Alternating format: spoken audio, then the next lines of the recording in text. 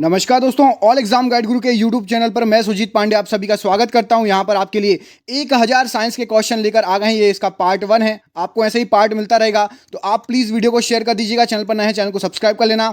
Super fast speed में हम आपके 1000 क्वेश्चन करा देंगे। इस वीडियो में आपके 200 क्वेश्चन कवर करा रहे हैं, वो भी सुपर फास्ट स्पीड में। चलिए तो वीडियो को स्टार्ट करते हैं। पहला क्वेश्चन देखिए, बैक्टीरिया के द्वारा नाइट्रोजन को नाइट्रोजन यौगिक में परिवर्तित करने की प्रक्रिया को क्या कहा जाता है? तो नाइट्रोजन को नाइट्रोजन यौगिक में बदलोगे, इसको नाइट्रोजनीकरण कहा जाता है। ऑप्शन नंबर ए नाइट्रोजनीकरण यहां पर सही आंसर है। क्वेश्चन नंबर 2, निम्नलिखित में से किस खनिज में ऑक्सीजन की उपस्थिति नहीं होती है?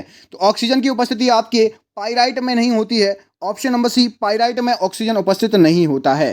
क्वेश्चन नंबर 3 देखिए, निम्नलिखित में से कौन सा भौतिक परिवर्तन का उदाहरण नहीं है?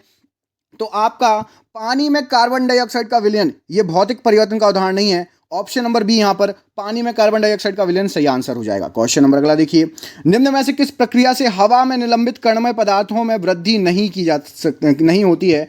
तो यदि आप हवा में जो निलंबित कर्णमय पदार्थ हैं, यदि वातानुकूलित यंत्र का प्रयोग करोगे तो उसमें वृद्धि नहीं होगी। ऑप्शन नंबर ए, वातानुकूलित यंत्र के प्रयोग से। अगला क्वेश्चन देखिए, संपीड़ित प्राकृतिक गैस, जिसको सीएनजी बोलते हो आप लोग, उसका ऐसा कौन सा गुण रहता है कि उसका आयतन बहुत बड़ा होता है फिर भी छोटे सिलेंडरों में उसको भरकर उपलब्ध करा सकते हैं?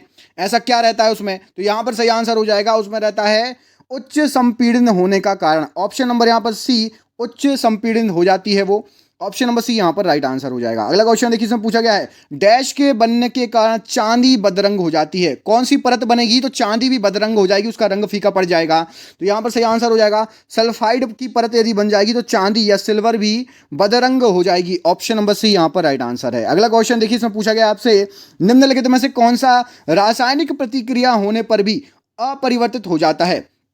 तो यदि किसी पदार्थ का जो भौतिक गुण होता है, रासायनिक प्रतिक्रिया भी हो जाए लेकिन भौतिक गुण में कोई परिवर्तन नहीं होगा। ऑप्शन नंबर सी, भौतिक गुण यहां पर इस प्रश्न के लिए राइट आंसर है।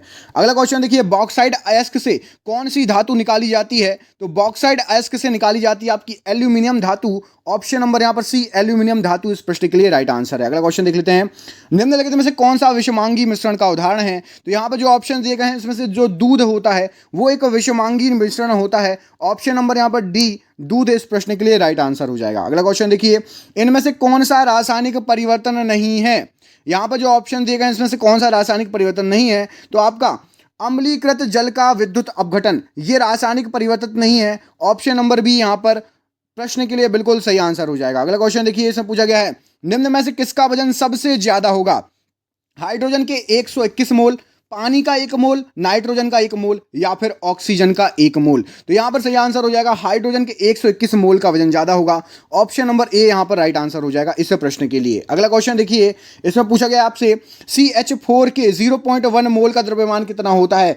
आरआरबी एनटीपीसी का क्वेश्चन। तो CH4 के 0.1 मोल का द्रव्यमान होता है 1.6 ग्राम। ऑप्शन नंबर सी, 1.6 ग्राम होता है CH4 के 0.1 मोल का द्रव्यमान। अगला क्वेश्चन देखिए, एवोगाड्रो संख्या का अर्थ क्या होता है? तो एवोगाड्रो संख्या आप लोगों ने सुनी होगी, वो होती है आपकी किसी तत्व के 1 ग्राम परमाणु में जितने भी परमाणु होते हैं उनकी संख्या, उसको एवोगाड्रो संख्या कहा जाता है। ऑप्शन नंबर बी यहां पर राइट आंसर हो जाएगा, तत्व के 1 ग्राम परमाणुओं में परमाणुओं की संख्या। अगला क्वेश्चन देखिए, निम्न में से कौन सा ऊर्ध्वपातन नहीं है? यहां पर जो ऑप्शंस दिए गए हैं उसमें से आपका बर्फ ऊर्ध्वपातन का उदाहरण नहीं है। ऑप्शन नंबर ए, बर्फ यहां पर इस प्रश्न के लिए राइट आंसर हो जाएगा। अगले क्वेश्चन पर बढ़ते हैं। इसमें पूछा गया, सामान्यतया परमाणु के नाभिक में डैश होते हैं। तो जो परमाणु का नाभिक होता है उसमें होते हैं, देखिए यह नाभिक, इसके अंदर होते हैं आपके प्रोटॉन और न्यूट्रॉन, ठीक है, और बाहर इलेक्ट्रॉन चक्कर लगाते हैं। तो इसमें पूछा गया परमाणु के नाभिक में क्या हो जाएगा? तो ऑप्शन नंबर ए, प्रोटॉन और न्यूट्रॉन यहां पर इस प्रश्न के लिए बिल्कुल सही आंसर हो जाएगा। अगला क्वेश्चन देखिए, इसमें पूछा गया है, हाइजेनबर्ग के अनिश्चितता के सिद्धांत में, अब इस वाक्य को आपको पूरा करना है कि संवेग की अनिश्चितता और एक कण की स्थिति को, इसके आगे क्या होगा पूरा वाक्य? तो आपको बता दें कि हाइजेनबर्ग का जो अनिश्चितता का सिद्धांत है उसमें संवेग की अनिश्चितता और कण की स्थिति को घटाया नहीं जा सकता क्योंकि वह मौलिक रूप में अंतर्निष्ठ होता है। मतलब आपका ऑप्शन नंबर यहां पर डी सही आंसर हो जाएगा, घटाया नहीं जाता क्योंकि वह मौलिक रूप में अंतर्निष्ठ होता है।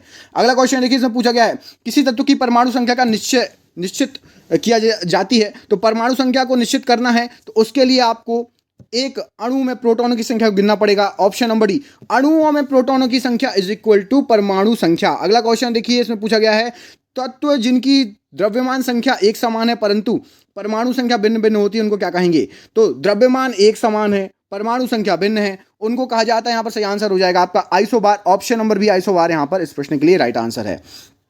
अगला क्वेश्चन देखिए, किसी तत्व की परमाणु संख्या कैसे निर्धारित की जाती है? तो अभी आपको बताया है कि परमाणु संख्या का निर्धारित करने के लिए परमाणु में स्थित प्रोटॉनों की संख्या को काउंट कर लीजिए। ऑप्शन नंबर यहां पर डी सही आंसर है। अगला क्वेश्चन देखिए, एक ही तत्व के समस्थानिकों में होते हैं, तो जो एक ही तत्व के समस्थानिक होंगे उनके अंदर जो समान प्रोटॉन संख्या होगी, ऑप्शन नंबर सी समान प्रोटॉन संख्या। अगला क्वेश्चन देखिए, जिस तापमान पर किसी गैस का आयतन शून्य हो जाता है उसको क्या कहा जाता है? तो गैस का आयतन शून्य हो जाता है उसको कहा जाता है परम शून्य ताप। ऑप्शन नंबर बी परम शून्य ताप यहां पर राइट आंसर है। अगला क्वेश्चन देखिए, इसमें पूछा गया है 27 डिग्री सेल्सियस तापमान पर स्थित किसी आदर्श गैस को एक नियत दाब पर तब तक गर्म किया जाता है जब तक इस गैस का आयतन दुगना ना हो जाए। तो गैस का अंतिम तापमान कितना होगा? तो गैस का अंतिम तापमान होगा, यदि आप किसी गैस का आदर्श गैस की बात हो रही है उसका यदि आपको आयतन दुगना करना हो तो तापमान आपको 27 डिग्री सेल्सियस से 327 डिग्री सेल्सियस। ऑप्शन नंबर यहां पर बी इस प्रश्न के लिए राइट आंसर हो जाएगा। अगला क्वेश्चन देखिए, अभिलाक्षणिक गैस समीकरण PV इक्वल टू NRT, ये आपने फॉर्मूला पढ़ा होगा। तो PV इक्वल टू NRT किस गैस के लिए बिल्कुल सही लागू होता है? तो ये होता है सही लागू आदर्श गैस के लिए। ऑप्शन नंबर सी आदर्श गैस के लिए PV equal to NRT formula right हो जाएगा। अगला क्वेश्चन देखिए, इसमें पूछा गया आपसे निम्नलिखित में से कौन सा नियम गैस से संबंधित नहीं है? तो यहां पर आपको बता दें गैस से संबंधित नियम पहले जान लीजिए।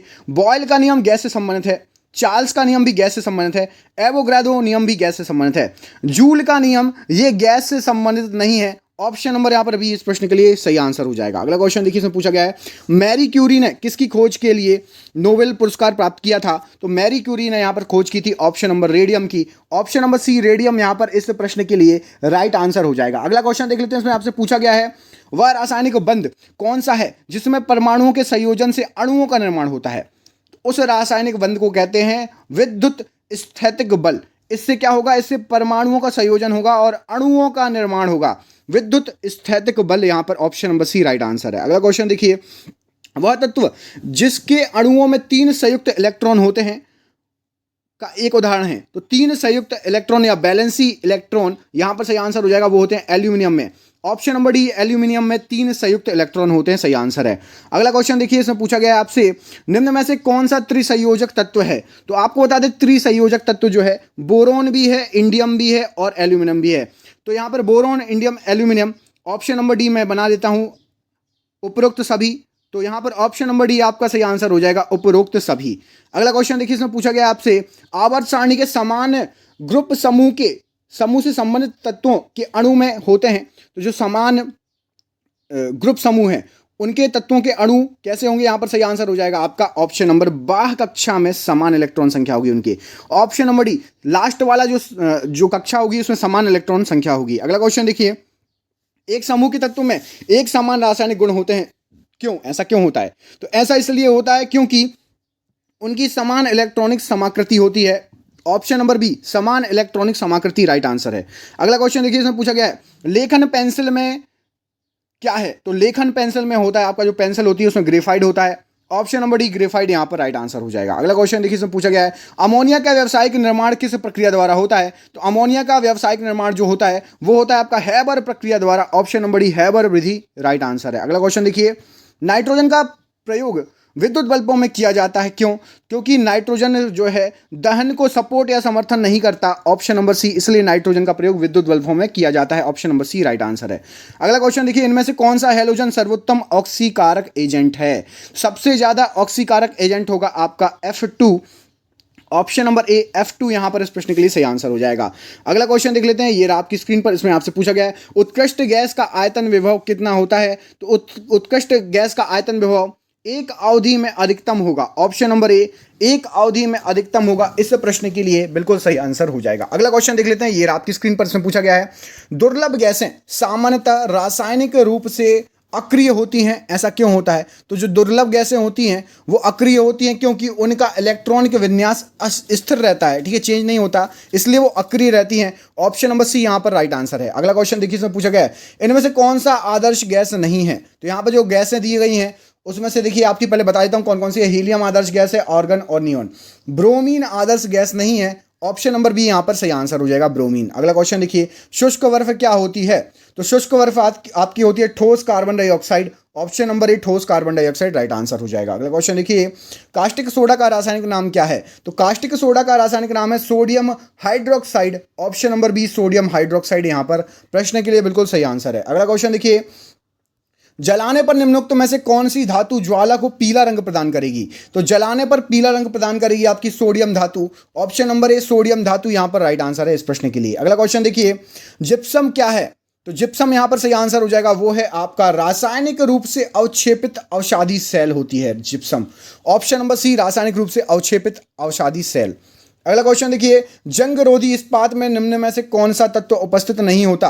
तो जंग रोधी उत्पाद में आपका टंगस्टन उपस्थित नहीं होता। ऑप्शन नंबर बी टंगस्टन यहां पर राइट आंसर हो जाएगा इस प्रश्न के लिए। अगला क्वेश्चन देखिए, स्टेनलेस स्टील किस कारणवश जंग रोधी है? तो स्टेनलेस स्टील में क्रोमियम मिलाया जाता है, इस कारण से वो जंग रोधी हो जाती है। ऑप्शन नंबर डी क्रोमियम यहां पर इस प्रश्न के लिए राइट आंसर हो जाएगा।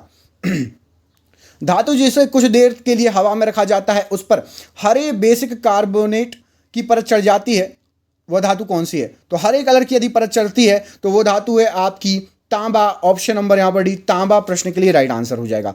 अगला क्वेश्चन देखिए, इसमें पूछा गया है नीला थोथा का दूसरा नाम क्या है? तो नीला थोथा का दूसरा नाम है आपका ताम्र सल्फेट। ऑप्शन नंबर ए ताम्र सल्फेट यहां पर प्रश्न के लिए राइट आंसर है। अगला क्वेश्चन देखिए, LiAlH4 मतलब lithium aluminium hydroxide, sodium amalgam और NaBH4 के मध्य उभयनिष्ठ गुण क्या है? तो इन सभी के मध्य उभयनिष्ठ गुण है आपका ये अपचायक एजेंट हैं। ऑप्शन नंबर सी ये सभी अपचायक एजेंट है, LiAlH4 NaBH और सोडियम अमलगम, ये सभी अपचायक एजेंट है। अगला क्वेश्चन देखिए, निम्न में से अधातु खनिज कौन सा है? तो यहाँ पर जो ऑप्शन दिए गए हैं उसमें से जिप्सम एक अधातु खनिज है। ऑप्शन नंबर डी जिप्सम यहाँ पर राइट आंसर हो जाएगा। अगला क्वेश्चन देखिए, पीतल डैश की मिश्र धातु होती है? तो पीतल जो होती है वो तांबा और जस्ते की मिश्र धातु होती है। ऑप्शन नंबर ए तांबा और जस्ता इस प्रश्न के लिए बिल्कुल सही आंसर हो जाएगा। अगला क्वेश्चन देख लेते हैं, इसमें पूछा गया है निम्न में से कौन सी मिश्र धातु में टिन होती है? तो यहाँ पर सही आंसर हो जाएगा आपका सोल्डर मिश्र धातु में टिन होती है। ऑप्शन नंबर बी सोल्डर में टिन यूज किया जाता है। अगला क्वेश्चन देखिए, गैलेना किसका एस्क है? तो जो गैलेना है ये है आपका शीशे का एस्क। ऑप्शन नंबर ए शीशा यहां पर इस प्रश्न के लिए राइट आंसर हो जाएगा। अगला क्वेश्चन देखिए, बेकेलाइट होता है एक क्या? तो जो बेकेलाइट है वो होता है आपका रोधक इंसुलेटर। ऑप्शन नंबर ए रोधक इंसुलेटर यहां पर राइट आंसर है। अगला क्वेश्चन देखिए, इसमें पूछा गया आपसे साबुन का उत्पाद होता है? तो साबुन जो है ये होता है आपका सही आंसर हो जाएगा ग्लिसरॉल के साथ क्षार की क्रिया कराकर साबुन बनाया जाता है। ग्लिसरॉल के साथ क्षार की क्रिया, ऑप्शन नंबर ए राइट आंसर है। अगला क्वेश्चन देखिए, अल्कोहल में क्या होता है? तो अल्कोहल में आपका सही आंसर हो जाएगा कार्बन होता है, हाइड्रोजन और oxygen. Option number B carbon hydrogen oxygen alcohol में होता है, राइट आंसर हो जाएगा। अगला क्वेश्चन देख लेते हैं, इसमें पूछा है ग्लिसरॉल का रासायनिक सूत्र क्या होता है? तो जो ग्लिसरॉल होता है उसका रासायनिक सूत्र होगा आपका C3H8O3। C3H8O3 ये आपका होगा ग्लिसरॉल का रासायनिक सूत्र। अगला क्वेश्चन देखिए, इसमें पूछा गया है सिरके में उपस्थित जैविक अम्ल कौन सा होता है? तो सिरके में उपस्थित जैविक अम्ल यहाँ पर राइट आंसर हो जाएगा आपका एथानोइक अम्ल। ऑप्शन नंबर बी एथानोइक अम्ल यहाँ पर राइट आंसर है। अगला क्वेश्चन देखिए, इसमें पूछा गया है निम्न में से कौन सा कार्बनिक अम्ल है? तो यहाँ पर जो ऑप्शन दिए गए हैं उसमें से आपका सिट्रिक एसिड या सिट्रिक अम्ल एक कार्बनिक अम्ल है। ऑप्शन नंबर ए सिट्रिक एसिड राइट आंसर है। अगला क्वेश्चन देखिए, फटे दूध में निम्नलिखित में से कौन सा एसिड होता है? तो फटे दूध में आपके लैक्टिक एसिड होते हैं। Option number B lactic acid यहां पर इस प्रश्न के लिए बिल्कुल सही आंसर है। अगला क्वेश्चन देखिए, मृत अंगों को सामान्यतः फॉर्मेलिन में रखा जाता है। फॉर्मेलिन क्या कहलाता है? क्या है फॉर्मेलिन? तो फॉर्मेलिन जो है एक जलीय फॉर्मेल्डिहाइड है। मृत अंगों को सामान्यतः जलीय फॉर्मेल्डिहाइड फॉर्मेलिन में रखा जाता है। ऑप्शन नंबर ए राइट आंसर है इस प्रश्न के लिए। अगला क्वेश्चन देखिए, जिसका आणविक भार निम्न होने पर सुगंध के रूप में, उच्च होने पर चर्बी के रूप में प्रयोग किया जाता है। मतलब यदि आणविक भार निम्न होगा तो सुगंध के रूप में, और आणविक भार उच्च होगा तो चर्बी के रूप में प्रयोग किया जाता है। ऐसा क्या चीज है? एस्टर है, याद रखना। एस्टर का आणविक भार निम्न होगा तो सुगंध के रूप में और अधिक होगा तो चर्बी के रूप में। अगला क्वेश्चन देखिए, सीमेंट तथा जल के मध्य रासायनिक क्रिया को क्या कहा जाता है? तो सीमेंट और जल के बीच में निस्तापन की क्रिया होती है। ऑप्शन नंबर सी निस्तापन यहां पर प्रश्न के लिए राइट आंसर है। अगला क्वेश्चन देखिए, पेट्रोल की गाड़ी में पेट्रोल की गाड़ी के एग्जॉस्ट से न्यूनतम हाइड्रोकार्बन विनिर्मुक्त कब होगा? बताइए। कोई पेट्रोल की गाड़ी है, आप उसको चला रहे हो, वो जब खड़ी है चालू होके, या तेज चल रही है, या ब्रेक को बार बार लगाया जाए, या फिर धीमी हो रही है, कब आपका सबसे कम हाइड्रोकार्बन निर्मुक्त होगा? तो यहां पर इस प्रश्न के लिए सही आंसर क्या हो जाएगा? राइट आंसर है आपका, जब वो बहुत तेज चल रही हो तो सबसे कम आपका हाइड्रोकार्बन निर्मुक्त होगा। अगला क्वेश्चन देखिए, इसमें पूछा गया आपसे, भोपाल त्रासदी किस गैस के रिसाव का परिणाम था? तो भोपाल गैस त्रासदी में MIC गैस, या फिर मिक गैस, या फिर मिथाइल आइसोसाइनेट, कुछ भी बोल दो इसको। ऑप्शन नंबर डी यहां पर राइट आंसर हो जाएगा। अगला क्वेश्चन देखिए, टांका शोल्डर किसका मिश्रण होता है? तो जो टांका शोल्डर होता है वो मिश्रण होता है आपका सीसा और टिन का। ऑप्शन नंबर डी, सीसा और टिन यहां पर राइट आंसर है। अगला क्वेश्चन देखिए, सोडा वाटर बनाने के लिए कौन सी गैस का प्रयोग होता है? तो सोडा वाटर बनाने के लिए आपकी गैस का प्रयोग होगा CO2, carbon dioxide. Option number C right answer है। अगला क्वेश्चन देखिए, यूरेनियम का कौन सा आइसोटोप न्यूक्लियर रिएक्टर में होने वाली श्रृंखला प्रतिक्रिया को जारी रखने की क्षमता रखता है? तो यूरेनियम का आइसोटोप है वो आपका uranium 235। Option number C uranium 235 प्रश्न के लिए बिल्कुल सही आंसर हो जाएगा। अगला क्वेश्चन देखते हैं, इसमें आपसे पूछा गया है, निम्नांकित में से कौन सा गुणधर्म ठोस, द्रव और गैसों के लिए भिन्न भिन्न है? तो यहां पर इस प्रश्न के लिए सही आंसर हो जाएगा अणुओं की गति। ठोस, द्रव और गैसों के लिए भिन्न भिन्न होगी अणुओं की गति। अगला क्वेश्चन देखिए, निम्न में से कौन सा परिवर्तन रासायनिक नहीं है?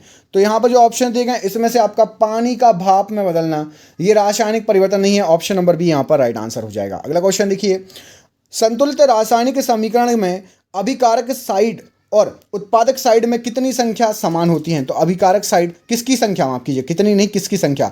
तो यहां पर अभिकारक और उत्पादक साइड दोनों तरफ आपकी अणु जितने रहेंगे उनकी संख्या समान रहेगी। Option number B right answer है। अगला क्वेश्चन देखिए, किसी तत्व की परमाणु संख्या किसे निर्धारित करने में मदद नहीं करती है? तो किसी तत्व की परमाणु संख्या जो है उससे आप पहले क्या क्या ज्ञात कर सकते हो? उससे आप नाभिक में उपस्थित न्यूट्रॉन की संख्या ज्ञात कर सकते हो, नाभिक में उपस्थित इलेक्ट्रॉन की संख्या ज्ञात कर सकते हो, तत्व की संयोजकता ज्ञात कर सकते हो, लेकिन नाभिक में उपस्थित प्रोटॉन की संख्या को ज्ञात नहीं कर सकते। ऑप्शन नंबर बी यहां पर राइट आंसर है। अगला क्वेश्चन देखिए, किसी तत्व का परमाणु द्रव्यमान निम्नलिखित में से व्यक्त किए जाते हैं किसके द्वारा? तो परमाणु द्रव्यमान व्यक्त किया जाता है आपका परमाणु द्रव्यमान इकाई के द्वारा। ऑप्शन नंबर यहां पर डी, परमाणु द्रव्यमान इकाई राइट आंसर हो जाएगा। अगला क्वेश्चन, सभी गैस शून्य आयतन प्राप्त करती हैं जब तापक्रम घटाया जाता है कितना? तो सभी गैसें शून्य आयतन प्राप्त कर लेंगी, आयतन बिल्कुल जीरो हो जाएगा -273 डिग्री सेल्सियस पर। Option number C right answer है। अगला क्वेश्चन देखिए, एसिड बदलता है किसको किस में?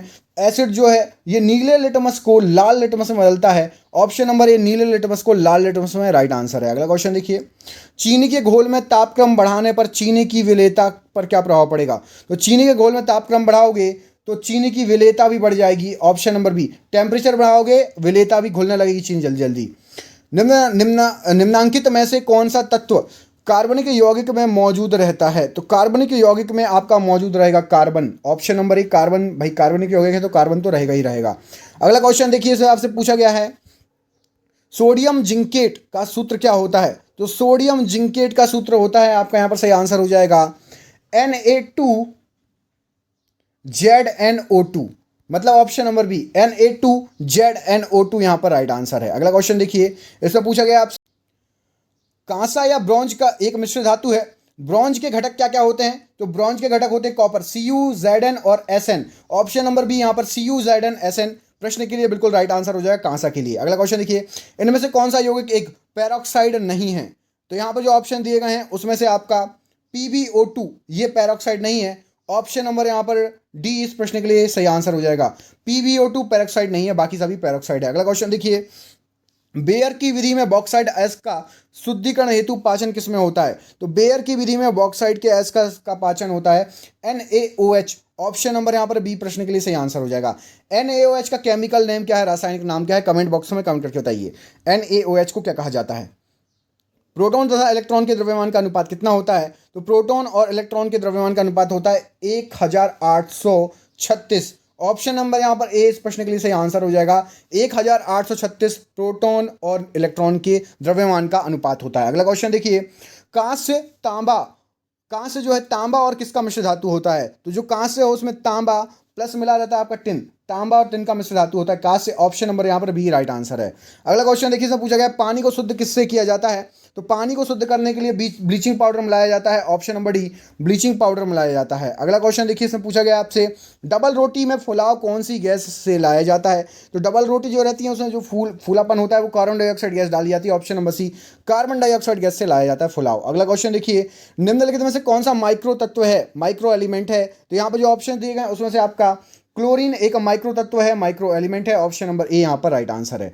अगला क्वेश्चन देखिए, सोडा बाइकार्बोनेट आग बुझाने में उपयोगी है क्योंकि, क्या इसका सही आंसर होगा? तो ये आग बुझाने में इसलिए उपयोगी क्योंकि गर्म होने पर यह विघटित होकर कार्बन डाइऑक्साइड उत्पन्न करता है और आग को बुझा देता है। ऑप्शन नंबर ए गर्म होने पर कार्बन डाइऑक्साइड बनाएगा और कार्बन डाइऑक्साइड जहां रहेगी वहां पर आग बुझ जाएगी। अगला क्वेश्चन देखिए, क्रायोलाइट किस धातु का प्रमुख अयस्क है? तो जो क्रायोलाइट है ये एल्यूमिनियम का प्रमुख अयस्क है। ऑप्शन नंबर सी एल्यूमिनियम इस प्रश्न के लिए यहां पर सही आंसर हो जाएगा। एल्यूमिनियम का प्रमुख अयस्क है क्रायोलाइट। अगला क्वेश्चन देखिए, अशुद्धियों के कारण द्रव का क्वथनांक कैसा होगा? तो यदि अशुद्धियां मिल जाएंगी तो द्रव का क्वथनांक आपका बढ़ जाएगा। ऑप्शन नंबर ए द्रव का क्वथनांक बढ़ जाएगा। अगला क्वेश्चन देखिए, इसमें पूछा गया है पर्वतों पर ठंड क्यों महसूस होती है? तो पर्वतों पर ठंड महसूस होती है क्योंकि वातावरण के कम दबाव के कारण। ऑप्शन नंबर बी वातावरण का दबाव कम होता है। अगला क्वेश्चन देखिए, वेल्डिंग प्रक्रिया में प्रयुक्त होने वाली गैस कौन सी है? तो वेल्डिंग प्रक्रिया में आपकी एसिटिलीन गैस प्रयोग होती है। Option number C acetylene gas यहां पर इस प्रश्न के लिए राइट आंसर है। अगला क्वेश्चन देखिए, निम्नलिखित में से कौन सी गैस सामान्यतः रेफ्रिजरेटर में प्रयुक्त होती है?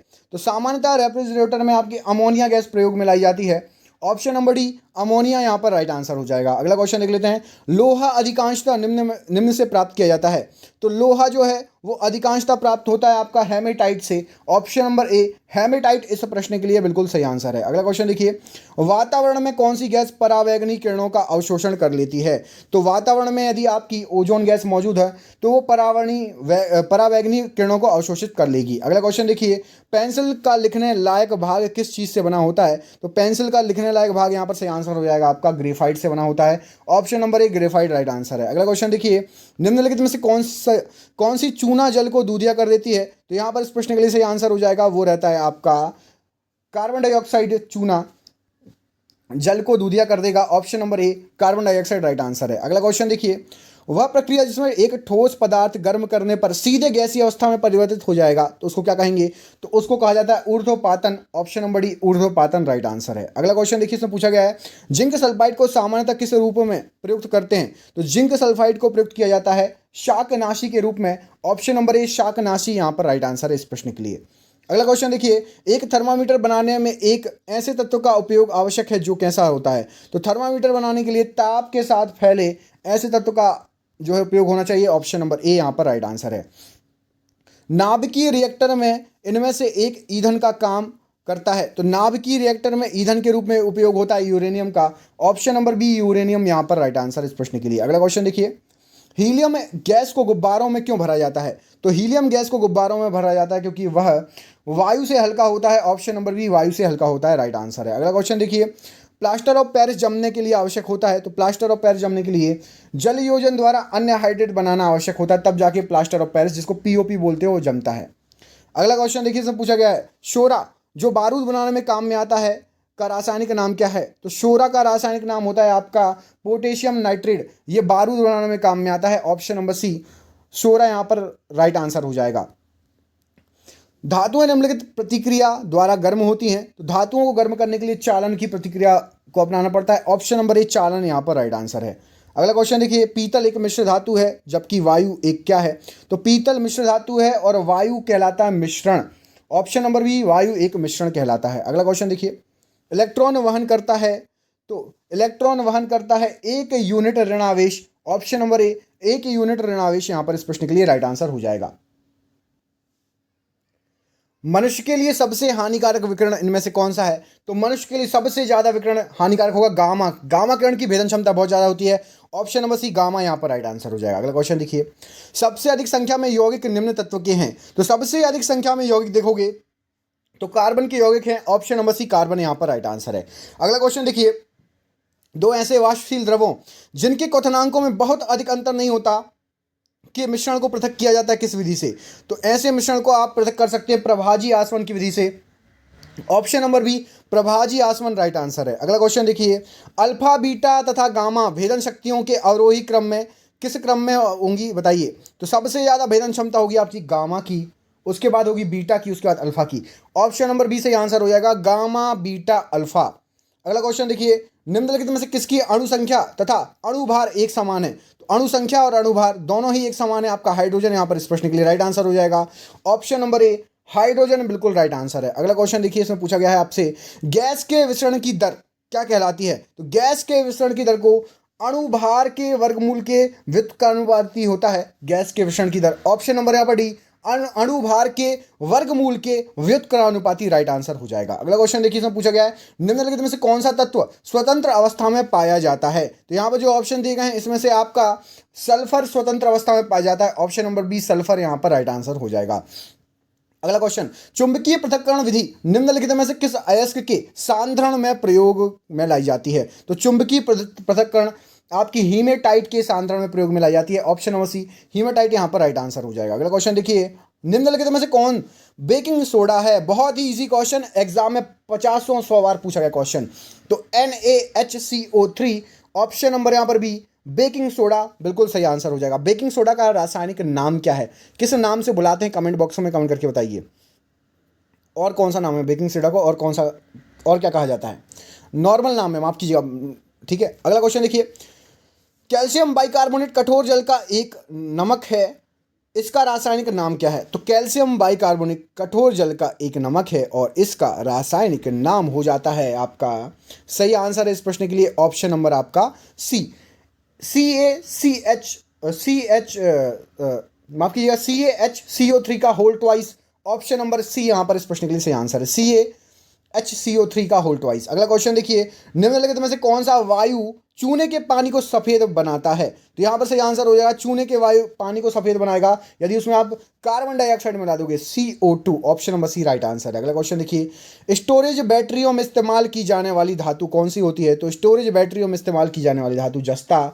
ऑप्शन नंबर सी जस्ता यहाँ पर राइट आंसर है इस प्रश्न के लिए। अगला क्वेश्चन देखिए, सूखी बर्फ ड्राई आइस कौन सी है। तो ड्राई आइस है आपकी ठोस carbon dioxide. Option number D यहाँ पर राइट आंसर हो जाएगा। अगला क्वेश्चन देख लेते हैं, हंसाने वाली गैस कौन सी होती है। तो हंसाने वाली गैस होती है आपकी nitrous oxide. Option number D nitrous oxide right answer है। अगला क्वेश्चन देखिए, पानी आयनिक लवण का सुविलायक है क्योंकि। तो पानी आयनिक लवण का सुविलायक है क्योंकि उसका आपका द्विध्रुव आघूर्ण अधिक होता है। ऑप्शन नंबर यहाँ पर भी द्विध्रुव आघूर्ण अधिक होता है। अगला क्वेश्चन देखिए, नीला थोथा क्या है। तो जो नीला थोथा है यहाँ पर सही आंसर हो जाएगा वो है आपका कॉपर सल्फेट।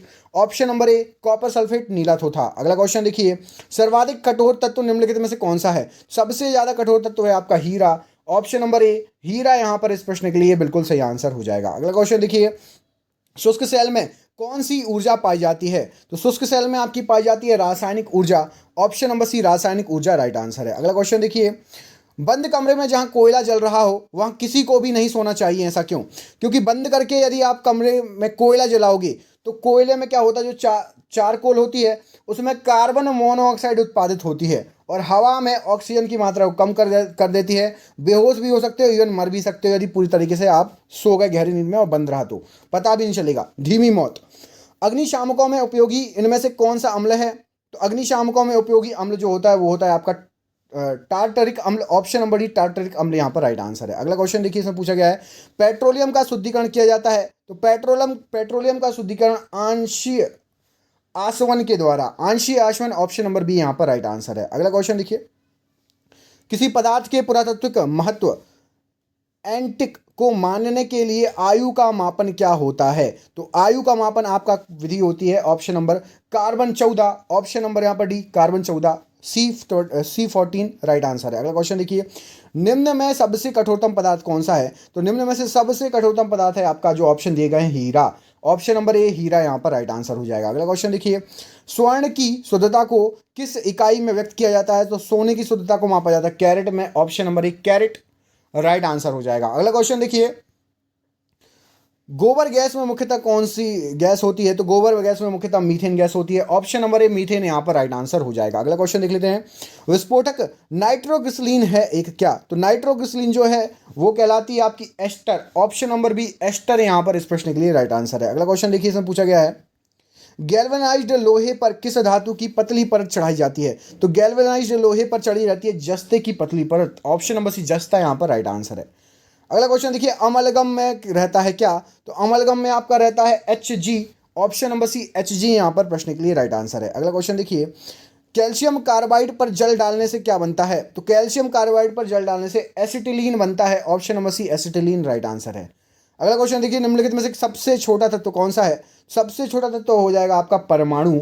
ऑप्शन नंबर ए परमाणु यहाँ पर प्रश्न के लिए राइट आंसर है। अगला क्वेश्चन देखिए, घन धातु में होता है क्या? तो घन धातु में आपका होता है Cu, Sn और Zn। ऑप्शन नंबर सी यहां पर सही आंसर हो जाएगा इस प्रश्न के लिए। Option number C right answer है। अगला क्वेश्चन देखिए, O2 ऑक्सीजन किस रूप में जाना जाता है? तो O2 को जाना जाता है ऑक्सीजन के रूप में।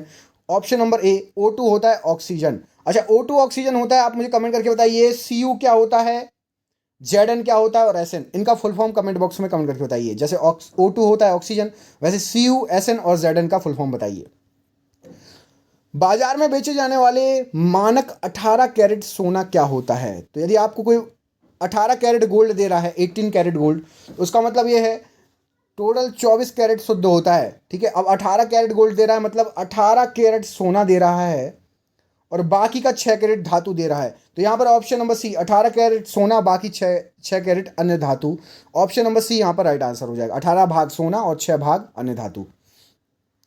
विद्युत शैल में किस तरह की ऊर्जा निहित होती है? तो विद्युत शैल में आपकी ऊर्जा निहित होती है रासायनिक। ऑप्शन नंबर सी रासायनिक ऊर्जा राइट आंसर है। अगला क्वेश्चन देखिए, साधारण नमक का रासायनिक नाम क्या है? तो साधारण नमक को बुलाया जाता है calcium chloride. Option number B calcium chloride यहां पर राइट आंसर हो जाएगा। अगला क्वेश्चन देखिए, स्टोरेज बैटरी में कौन से पदार्थ का प्रयोग किया जाता है? तो स्टोरेज बैटरी में यूज होता है आपका सीसा या lead. Option number B lead का प्रयोग होता है। अगला क्वेश्चन देखिए, निम्न में से कौन सा नॉन फेरस धातु नहीं है? तो नॉन फेरस धातु आपका यहां पर लोहा नॉन फेरस धातु नहीं है। ऑप्शन नंबर डी लोहा यहां पर राइट आंसर हो जाएगा। अगला क्वेश्चन देखिए, खारे पानी में निम्नलिखित में से क्या उपस्थित होता है? तो खारे पानी में उपस्थित होगा आपका कैल्शियम भरपूर मात्रा में। पीने मत लगना, नुकसान करेगा ज़्यादा। ऑप्शन नंबर ए कैल्शियम हद से ज़्यादा नुकसान भी करता है ना। ऑप्शन नंबर ए यहाँ पर सही आंसर हो जाएगा। अगला क्वेश्चन देखिए, धातुओं के सल्फेट के कारण पानी के स्थायी खारेपन को दूर किया जा सकता है किस प्रकार से? तो पानी का जो स्थायी खारापन होता है उसको आप जियोलाइट की मदद से दूर कर सकते हैं। ऑप्शन नंबर ए जियोलाइट यहाँ पर प्रश्न के लिए राइट आंसर है। अगला क्वेश्चन देखिए, निम्नलिखित में से किसका विस्तृत रूप से बेहोश करने में प्रयोग होता है? तो यदि किसी व्यक्ति को बेहोश करना हो तो क्लोरोफॉर्म सुंघा देते हैं। ऑप्शन नंबर डी क्लोरोफॉर्म यहाँ पर राइट आंसर है। ब्राउन रिंग परीक्षण का प्रयोग होता है? तो ब्राउन रिंग परीक्षण का प्रयोग होता है नाइट्रेट्स के विश्लेषण के लिए। ऑप्शन नंबर ए नाइट्रेट्स का विश्लेषण राइट आंसर है। अगला क्वेश्चन देखिए, निम्नलिखित में से कौन सा पदार्थ प्राकृतिक रूप से खट्टा है? तो प्राकृतिक रूप से खट्टा सिरका। ऑप्शन नंबर डी ये प्राकृतिक रूप से खट्टा ही होता है सिरका। अगला क्वेश्चन देखिए, निम्नलिखित में से कौन सी धातु प्राकृतिक रूप से मुक्त अवस्था में पाई जाती है? तो मुक्त अवस्था में पाई जाएगी सोना। बिल्कुल साफ सुथरा मिल जाएगा, ले लेना जाके, है ना, देखो घर के बाहर डला होगा। अगला क्वेश्चन देखिए, बॉक्साइड अयस्क है। तो बॉक्साइड जो है ये एल्यूमिनियम का अयस्क कहलाता है। ऑप्शन नंबर डी एल्यूमिनियम का अयस्क है बॉक्साइड। याद रखना, कई बार एग्जाम में पूछा गया क्वेश्चन है। अगला क्वेश्चन देखिए, भोपाल गैस त्रासदी में कौन सी गैस लीक हुई थी? तो भोपाल गैस त्रासदी में आपकी मिथाइल आइसोसाइनेट लीक हुई थी। Option number B methyl isocyanate right answer है। अगला क्वेश्चन देखिए, कांच पर लिखने के लिए किस अम्ल का प्रयोग किया जाता है? तो कांच पर लिखने के लिए आपका प्रयोग होता है नाइट्रिक अम्ल का। ऑप्शन नंबर डी नाइट्रिक अम्ल राइट आंसर है। शुष्क शैल में जो ऊर्जा संग्रहित होती है वह कौन सी है? तो शुष्क शैल में आपकी रासायनिक ऊर्जा संग्रहित होती है। ऑप्शन नंबर बी रासायनिक ऊर्जा राइट आंसर है। अगला क्वेश्चन देखिए, निम्नलिखित में से कौन अचुंबकीय वस्तु है? तो यहाँ पर जो ऑप्शन दिए गए हैं उसमें से गंधक अचुंबकीय वस्तु है। ऑप्शन नंबर बी गंधक राइट आंसर है। अगला क्वेश्चन देखिए, निम्नलिखित पदार्थों में से कौन चालक है? तो यहाँ पर एल्यूमिनियम एक चालक है। ऑप्शन नंबर डी एल्यूमिनियम चालक है। बाकी चीनी, मिट्टी, अभ्रक और कांच चालक की श्रेणी में नहीं आते।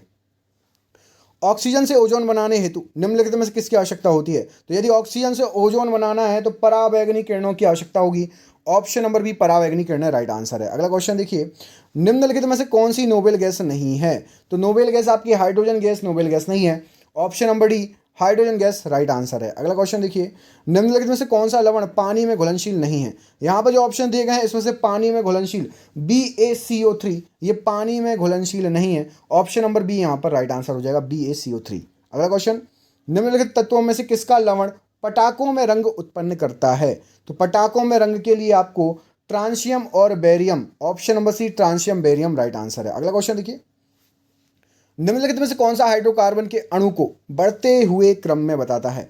तो हाइड्रोकार्बन के अणु को बढ़ते हुए क्रम में बताएगा मीथेन, इथेन, प्रोपेन, ब्यूटेन। ये बढ़ता हुआ क्रम है, methane, ethane, propane, butane, option number ए।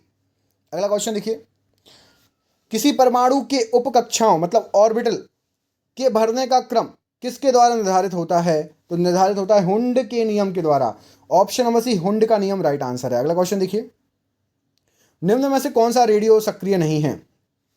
तो आपका जर्कोनियम रेडियो सक्रिय नहीं है, option number D zirconium right answer है। अगला क्वेश्चन देखिए, कॉपर सल्फेट का जलीय घोल अम्लीय होता है क्योंकि इसके लवण का हो जाता है, क्या हो जाता है भैया? तो इसका लवण हो जाता है आपका जलीयकरण हो जाता है, इसलिए कॉपर सल्फेट का जलीय घोल अम्लीय हो जाता है, ऑप्शन नंबर सी जलीयकरण। अगला क्वेश्चन देखिए, द्रवित पेट्रोलियम गैस में मुख्यतः कौन सी गैस होती है?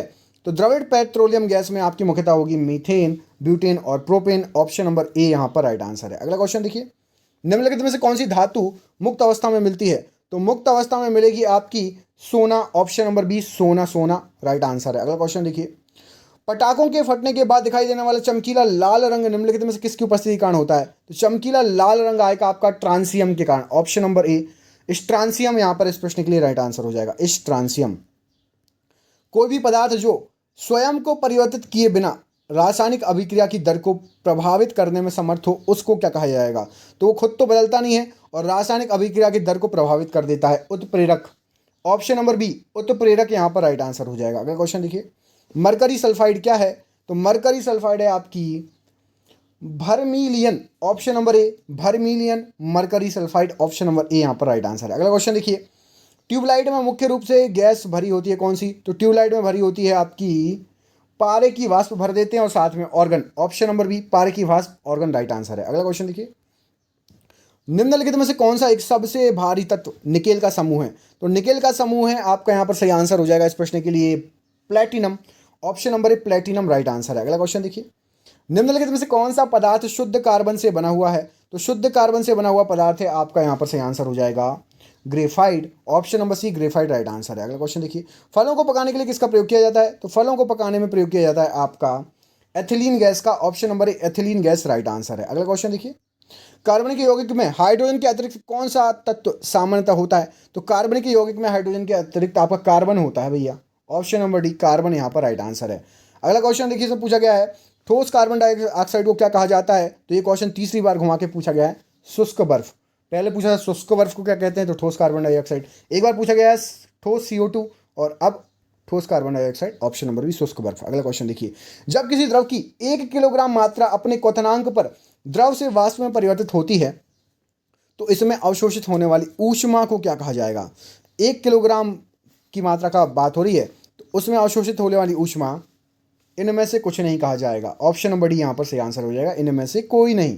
अगला क्वेश्चन देखिए, बॉक्साइट अयस्क से किस धातु की प्राप्ति होती है? तो बॉक्साइट अयस्क से प्राप्त होता है आपका aluminium, option number D aluminium right answer है। अगला क्वेश्चन देखिए, भिन्न भिन्न नियत दबावों पर गैसों के आयतन तापक्रम आचरण को दर्शाने के लिए आरेखिक वक्र क्या कहलाता है? तो यदि आप एक वक्र खींचोगे, एक कर्व बनाओगे तो उसको कहा जाता है VTP वक्र रेखा, ऑप्शन नंबर सी VTP वक्र रेखा यहाँ पर राइट आंसर हो जाएगा। अगला क्वेश्चन देखिए, रेडियो सक्रियता का मात्रक क्या है? तो रेडियो सक्रियता का मात्रक आपका हो जाएगा curie, option number B curie radio सक्रियता के मात्रक के रूप में जाना जाता है। अगला क्वेश्चन देख लेते हैं। अगले क्वेश्चन में आपसे पूछा गया क्या? इसमें पूछा गया है निम्नलिखित में से किसमें रासायनिक परिवर्तन होता है? तो रासायनिक परिवर्तन आपका लोहे में जंग लगना रासायनिक परिवर्तन है, बिल्कुल। लकड़ी का जलना भी रासायनिक परिवर्तन है और लकड़ी का अपघटन भी रासायनिक परिवर्तन है, ऑप्शन नंबर डी उपरोक्त तीनों यहाँ पर राइट आंसर हो जाएगा। अगला क्वेश्चन देखिए, निम्न में से किसका घनत्व न्यूनतम है? तो सबसे कम घनत्व होता है आपका लकड़ी का, ऑप्शन नंबर डी लकड़ी यहाँ पर राइट आंसर है। अगला क्वेश्चन देखिए, इसमें पूछा गया है साबुन बनाने की प्रक्रिया को क्या कहा जाता है? तो साबुन बनाने की प्रक्रिया साबुनीकरण कहा जाता है भैया, ऑप्शन नंबर ए साबुनीकरण। साबुन अम्लीय होता है कि क्षारीय? कमेंट बॉक्स में कमेंट करके बताइए। साबुन अम्ल होता है या क्षार? कमेंट बॉक्स में कमेंट करके बताइए। मोस्टली बायोगैस में अधिकतम मात्रा में निम्नलिखित में से कौन सा गैस पाई जाती है? तो बायोगैस में होती है methane gas, option number C methane यहाँ पर राइट आंसर है। अगला क्वेश्चन देखिए, ऐसे दो तत्वों जिनमें इलेक्ट्रॉनों की संख्या भिन्न भिन्न है लेकिन जिनकी द्रव्यमान संख्या समान होती है उनको क्या कहा जाता है? उनको कहा जाएगा समभारिक। ऑप्शन नंबर डी समभारिक राइट आंसर है। अगला क्वेश्चन देखिए, निम्नलिखित में से सबसे भारी धातु कौन सी है? सबसे भारी धातु यूरेनियम, यहाँ पर जो ऑप्शन दिए गए हैं उसमें से यूरेनियम सबसे भारी धातु है। अगला क्वेश्चन देखिए, स्टील की कठोरता प्रदान करने के लिए बढ़ाई जाती है, तो स्टील की कठोरता प्रदान करना है तो कार्बन की मात्रा उसमें बढ़ानी पड़ेगी। ऑप्शन नंबर बी कार्बन की मात्रा राइट आंसर है। घरेलू एलपीजी सिलेंडरों को में दाब मापक नहीं प्रदान किए जाते हैं, प्रेशर को मापने वाले इंडिकेटर प्रदान नहीं किए जाते हैं। ऐसा क्यों? क्योंकि एलपीजी सिलेंडरों में गैस की मात्रा को प्रदर्शित नहीं कर सकते। ऑप्शन नंबर यहाँ पर डी राइट आंसर हो जाएगा इस प्रश्न के लिए। अगला क्वेश्चन देखिए, इसमें पूछा गया है रेफ्रिजरेटर में प्रशीतक होता है, तो रेफ्रिजरेटर में प्रशीतक होता है आपका Freon. Option number C Freon यहाँ पर राइट आंसर है इस प्रश्न के लिए। द्रव धातु का एक उदाहरण है, तो द्रव धातु का एक उदाहरण है आपका mercury. Option number C mercury यहाँ पर राइट आंसर है इस प्रश्न के लिए। अगला क्वेश्चन देखिए, पारा या मरकरी का स्रोत है, तो पारा या मरकरी का स्रोत है आपका सिनेबार। ऑप्शन नंबर ए सिनेबार राइट आंसर है।